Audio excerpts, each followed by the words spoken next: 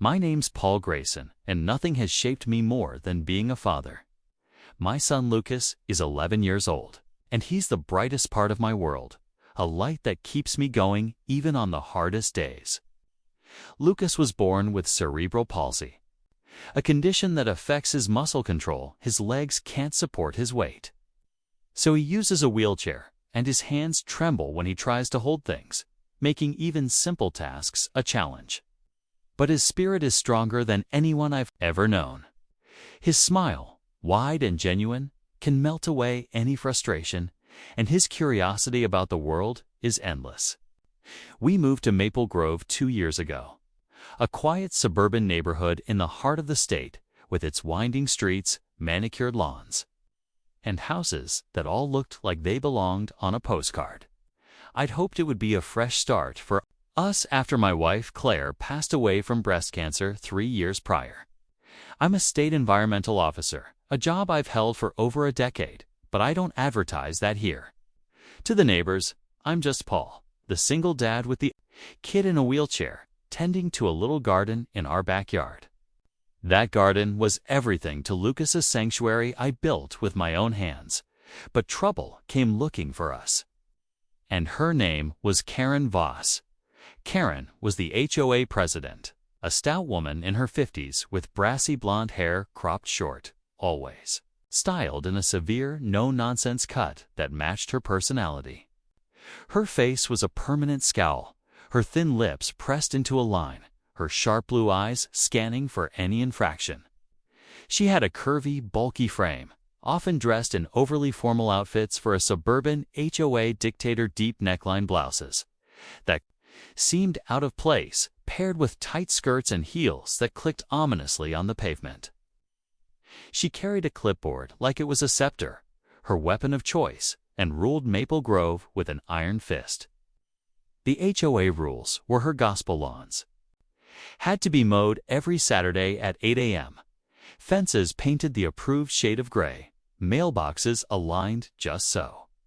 If you stepped out of line, Karen would descend like a vulture, her voice sharp enough to cut glass.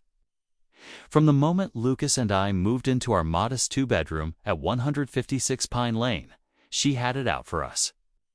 It started with the wheelchair ramp I'd built for Lucas, painted a soft green to blend with the house's trim. Unsanctioned color she'd snapped on our second day, scribbling a $50 fine on her clipboard. I paid it, not wanting trouble. Lucas needed stability, not conflict, and I'd do anything to keep his world calm. But Karen wasn't satisfied. She saw us as a blemish on her perfect Maple Grove. And she wasn't about to let up the therapy.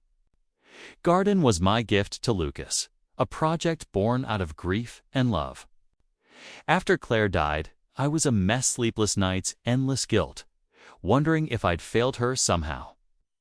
Lucas felt it too, his quiet sadness breaking my heart. I needed something to pull us both out of that darkness, and I found it in an article about sensory gardens for kids with disabilities. They're designed to engage the senses plants with different textures. Bright colors, soothing scents, sounds like trickling water to calm the mind. I threw myself into building one for Lucas. In our backyard, a small plot I could transform into his safe haven. I hauled bags of soil, built raised beds so he could reach them from his chair, and planted marigolds for their vibrant yellow, lavender for its scent, and lamb's ear for its soft, fuzzy leaves.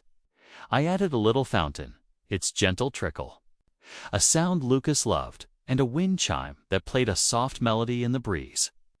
It took months, every weekend spent digging and planting, Lucas watching from his chair, his eyes bright with excitement.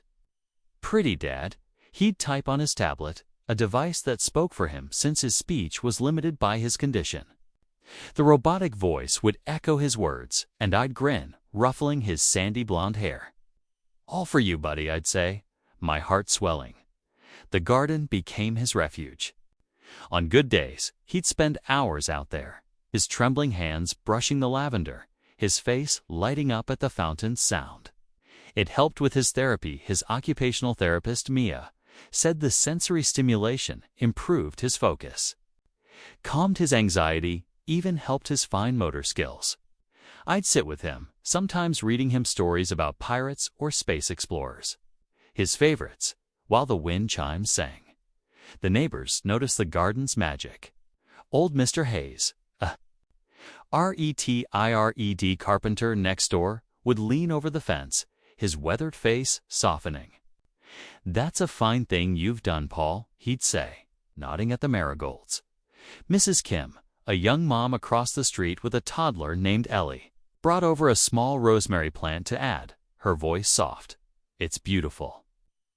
Lucas looked so happy. But Karen saw it differently. She'd stalk by on her daily patrols, her heels clicking, her clipboard at the ready. "It's a mess," she'd mutter, glaring at the raised beds like they offended her. "Overgrowth lowers property values." I'd explain it was for Lucas's therapy, that it helped him in ways she couldn't understand. But her eyes would harden, her lips thinning. "Rules are rules, Paul," she'd say, walking off. Leaving a fine in my mailbox the next day, her complaints started small but grew cruel. She fined me $100 for the garden's unapproved expansion, even though it was well within our property line. She sent letters about the fountain, claiming its trickle was a noise violation, despite it being quieter than a whisper. The wind chime, a gift from Claire's mother, drew her wrath $275 for excessive sound. I'd pay the fines, repaint the ramp when she demanded, even trim the lavender more than needed, but it was never enough. Once, she caught Lucas in the garden, his hands in the soil as he explored the textures. And she stormed over, her voice booming. "This is filth!" She barked, pointing at the dirt on his fingers. Lucas flinched, his hands shaking harder, and I stepped between them, my voice low but firm. "He's not hurting anyone, Karen. This helps him. Back off." She scoffed, her clipboard a shield as she scribbled another fine $50 for unsanitary conditions. I wanted to rip that clipboard from her hands, but I didn't. Lucas was watching, his green eyes wide, and I wouldn't let him see me lose control. The neighbors felt Karen's tyranny, too. Mr. Hayes stopped chatting over the fence after she fined him for his bird feeder, attracts pests, she'd claimed. Mrs. Kim kept her distance after Karen yelled at Ellie for leaving a toy on the sidewalk, calling it littering. The street grew quieter. The kids who used to wave at Lucas now avoiding our house, scared of Karen's temper. Lucas noticed.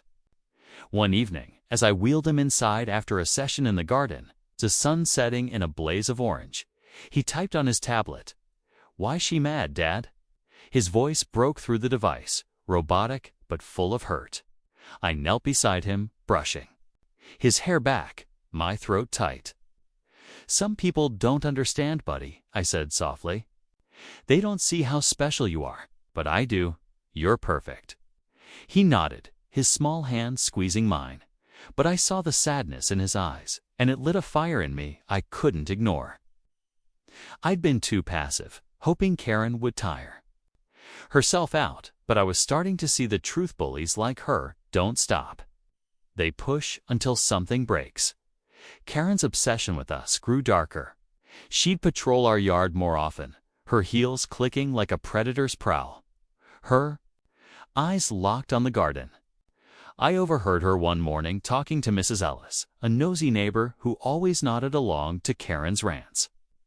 "That boy's mess is dragging us down," Karen said, her voice low but venomous. "I'll fix it myself if I have to." Fix it? The garden wasn't a problem, it was Lucas's lifeline. A place where he could feel normal, where his disability didn't define him. I wanted to storm over, tell her to leave us alone, but I held back. My job had taught me restraint tiers, inspecting wetlands, enforcing conservation laws, dealing with developers who thought they could skirt regulations. I'd faced down corporate lawyers and angry landowners without breaking a sweat. Karen was a small-time tyrant, not a real threat, or so I thought. I underestimated her, and that was my mistake. It was a crisp Saturday morning in September. The air cool and fresh, the leaves on Maple Grove's trees just starting to turn shades of amber and red. The neighborhood was waking up. Slowly kids played down the street, their laughter faint, and the smell of fresh-cut grass hung in the air. Lucas and I were in the garden, our little ritual. He was in his wheelchair, bundled in a light jacket, his hands brushing the rosemary, his face peaceful as he inhaled its scent. I was pruning the daisies, their white petals bright against the green, when I realized we were out of water. "Be right back, buddy," I said, kissing his forehead. He nodded, his tablet on his lap, the fountain trickling beside him. I stepped inside, the screen door creaking shut, and headed to the kitchen. I couldn't have been gone more than 5 minutes, but when I returned, my world shattered. The garden was gone. Where there had been raised beds of marigolds and lavender, a small fountain and a wind chime, there was now a slab of gray cement, cracked and uneven, stretching across the plot like a scar. The beds were smashed, splintered wood jutting out from the concrete. The fountain was shattered, its basin filled with wet cement, the wind chime buried somewhere beneath the mess. Lucas sat in his chair, tipped slightly as if it had been bumped, his hands shaking harder than I'd ever seen. His face a mask of shock and grief. His green eyes were wide, tears brimming, and his tablet lay on the ground, its screen cracked from the fall. "Dad!" He typed, the robotic voice trembling as if it could carry his heartbreak. I dropped the water bottle, the plastic bouncing on the grass, and rushed to him, my hands trembling as I righted his chair. "I'm here, buddy," I whispered, pulling him into my arms, his small body shaking against me. "I'm here." But my eyes were on the destruction, my mind racing. And then I saw her. Karen Voss stood at the edge of our yard, her arms crossed, a smug grin on her face. Behind her, a concrete mixer truck idled, its driver looking uncomfortable, avoiding my gaze. Karen's blouse, a deep red, with a plunging neckline, clashed with the gray cement, her heels sinking slightly into the grass. "Problem solved," she said, brushing dirt off her hands, her voice dripping with satisfaction. "No more eyesore. You're welcome." The neighbors were gathering now, drawn by the noise of the truck. Mr. Hayes stood on his porch, his phone raised, recording. Mrs. Kim was across the street, her toddler on her hip, her mouth open in disbelief. A few kids on bikes stopped, staring at the scene. My blood boiled, a rage I'd never felt before surging through me. But I kept my voice steady, my years of training kicking in. I reached into my pocket, pulled out my state ID environmental officer, and held it up, the badge glinting in the morning sun. "Karen Voss," I said, my tone cold and deliberate. "You just destroyed a therapeutic garden, violated environmental regulations, and endangered my son's well-being. I'm a state environmental officer. You're in deeper trouble than you can imagine." Her grin vanished in an instant. Her face went pale, her mouth opening as if to speak, but no words came out at first. Then a stammer. "I was enforcing HOA rules. It was a mess. But the evidence was undeniable: the mixer truck, the fresh cement, the destroyed plants." Lucas's trembling form. Mr. Hayes called out, his voice shaky but firm. "I got the whole thing on video, Paul." Mrs. Kim nodded, tears in her eyes, clutching her daughter tighter. "She's horrible," she whispered. I turned back to Lucas, lifting him gently from his chair, his body light but shaking against me. "You're safe now," I murmured, carrying him inside, my boots crunching on the grass. He clung to me, his breathing uneven, his tablet left behind in the chaos. I set him on the couch, wrapping him in his favorite red blanket, the one Claire had bought him years ago. "We'll fix this," I promised, my voice soft but firm, though inside I was breaking. His eyes searched mine, and he nodded, but the hurt was raw. A wound I couldn't heal with words. I grabbed my phone and called the state environmental agency. My voice steady despite the storm inside me. "Emergency at 156 Pine Lane," I told. My supervisor, Linda. "Unauthorized cement pour. Ecological damage. Destruction of a therapeutic garden. Suspect is Karen Voss, HOA president." Linda didn't hesitate. "Team's on the way, Paul. Hang tight." Then I dialed the police. Reporting vandalism and endangerment. "My son's therapy garden was destroyed," I said, my voice cracking slightly. "He's disabled." This was his safe space. The dispatcher assured me officers were coming. Outside, the neighbors were still gathered, their whispers growing. Louder, their anger palpable. Mr. Hayes approached, his phone in hand. "I emailed you the video," he said, his voice gruff. "She can't deny this."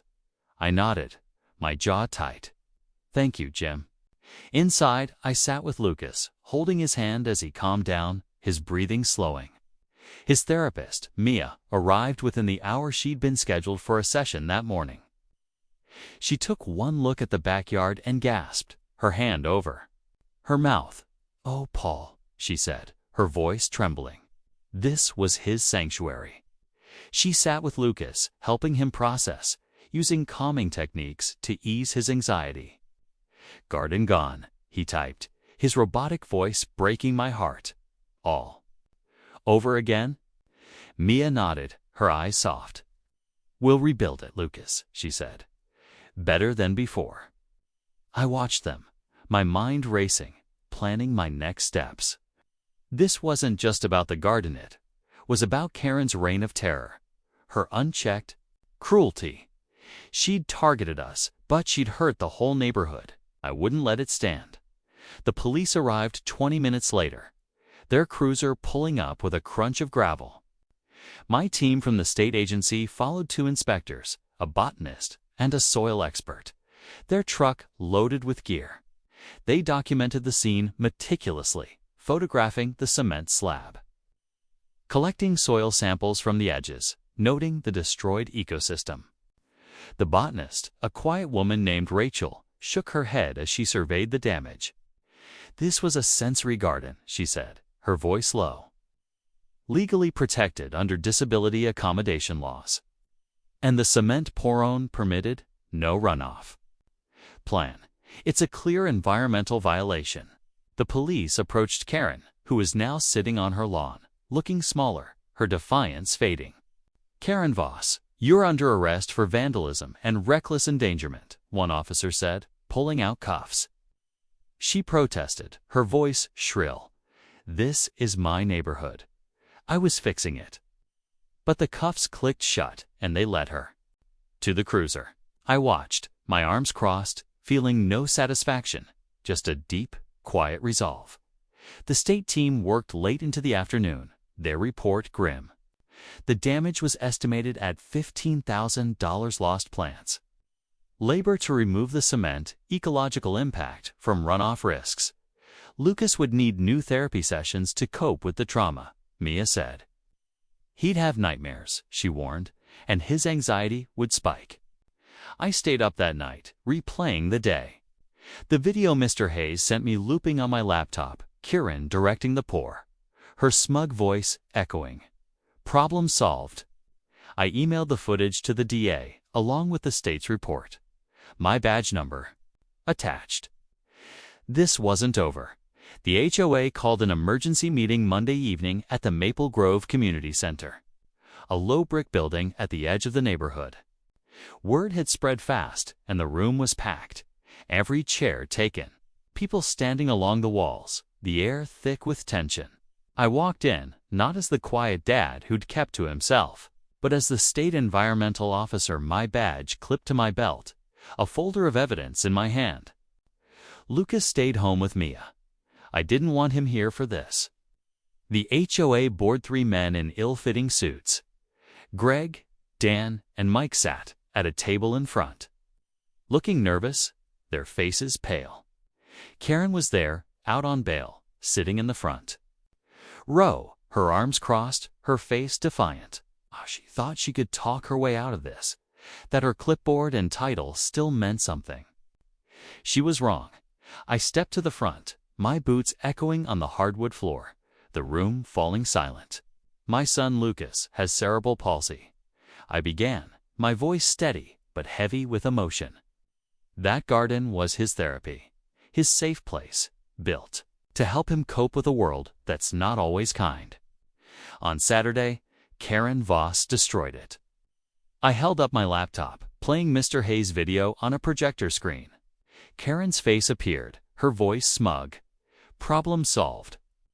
No more eyesore. Gasps filled the room. Mrs. Kim covered her mouth, tears in her eyes. Mr. Hayes nodded grimly from the back. I presented the state's report, next photos of the cement slab, the shattered fountain, the buried plants, late, alongside the legal violations, unpermitted land alteration, disability rights infringement, environmental damage. She knew what she was doing, I said, pointing at Karen. She's been targeting us for months, fines, threats, harassment, but this wasn't just about rules. She wanted us gone. I handed the board a stack of papers every fine Karen had issued us, every letter about the garden, the ramp, the wind chime. She called my son's therapy garden a mess, I said, my voice rising despite myself. She'll find us for helping him heal. And then she destroyed it, poured cement over his safe space, and smirked about it. Lucas is 11. He's never hurt anyone. And she took this from him. My hand shook, but I kept going. This isn't just about us. She's bullied this whole neighborhood for years. Who else has a story? Mr. Hayes stood first, his voice gruff but loud. She fined me $150 for my bird feeder, he said. Said it attracted pests. It was for my grandkids to watch. Mrs. Kim spoke next, her voice trembling. She yelled at my daughter Ellie for leaving a toy on the sidewalk, called it littering. Ellie's 3, she cried for hours. A man.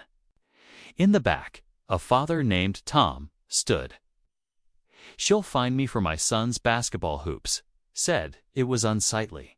He's 9, just wants to play. More voices joined in, a wave of anger and relief, years of resentment pouring out. The board shifted uncomfortably, their faces pale.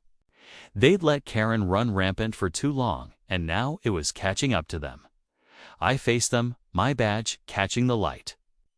Karen Voss endangered my son's well-being, violated state laws, and abused her power. I said, she's not fit to lead this HOA. She needs to go, and you need to overhaul this system. The crowd erupted in applause, some shouting, "Get her out." Karen tried to speak, her voice shrill. This is unfair. I was enforcing rules. But no one listened. The board whispered among themselves. Then Greg, the chairman, stood. We vote to remove Karen Voss from the HOA board, effective immediately, he said, his voice small. The room cheered, the loudest cheers coming from the back. Karen slumped in her seat, her power stripped away, her clipboard useless. I didn't smile. This wasn't about winning. It's about Lucas, about justice, about making Maple Grove a place where he could feel safe again. Karen's legal troubles came fast. The police had her on felony vandalism, reckless endangerment, and environmental violations. I worked with the DA, providing every piece of evidence, the video, the state's report, photos, Lucas's therapy. Records. The trial was set for 6 weeks later, and Maple Grove showed up in force. The courthouse was packed, neighbors, local reporters, even a few HOA presidents from nearby towns, curious about the drama. I took the stand, my suit pressed, my badge gleaming. I told the judge everything: Lucas's condition, the gardens, purpose, Karen's months of harassment. My voice cracked as I described that morning, finding the garden destroyed, Lucas's shock, his trembling hands. "He lost his safe place," I said, my eyes wet. "She took that from him." The jury watched the video, saw the photos, heard from Rachel, the botanist, about the environmental impact. And from Mia about the emotional toll on Lucas. Karen's lawyer tried to spin it. She was acting under HOA authority, but it fell flat. The jury deliberated for 4 hours. Verdict: guilty on all counts: felony vandalism, reckless endangerment, environmental violation. The judge didn't hold back. "You abused your position, targeted a vulnerable child, and showed no remorse," he said, his voice heavy. Karen got 3 years in prison, 2 for vandalism and endangerment, 1 for the environmental violation, plus $20,000 in restitution. $15,000 to rebuild the garden and cover removal costs. $5,000 for Lucas's additional therapy. She was led away in cuffs, her head down, her reign over. Back home, Lucas and I rebuilt the garden, making it even better. The restitution covered new plant sunflowers, his new favorite, alongside the lavender and marigolds. I built a sturdier fountain, added a small bench so I could sit closer to him. The neighborhood pitched and Mrs. Kim brought daisies. Mr. Hayes helped with the beds. Even the kids on the street painted rocks to line the paths. Lucas's smile returned, brighter than ever, as he ran his hands over the new plants, the fountain trickling beside him. "Pretty again," he typed, his robotic voice full of joy. I hugged him, my eyes wet. "All for you, buddy." Maple Grove changed too. The HOA rewrote its rules: no more petty fines, no more tyranny. Neighbors rallied around us, bringing Lucas little gifts: a new wind chime, a book of pirate stories, a hand-painted sign that read, "Lucas's Garden." One evening, we sat in the garden, the sunset painting the sky pink, the air soft with the scent of lavender. Lucas typed, "Love you, Dad." I hugged him tight, tears falling freely now. "Love you too, Lucas." Karen was gone, her shadow lifted. Maple Grove wasn't perfect, but it was ours again, a place where Lucas could heal, grow, and feel safe. We'd faced the darkness and come out stronger together.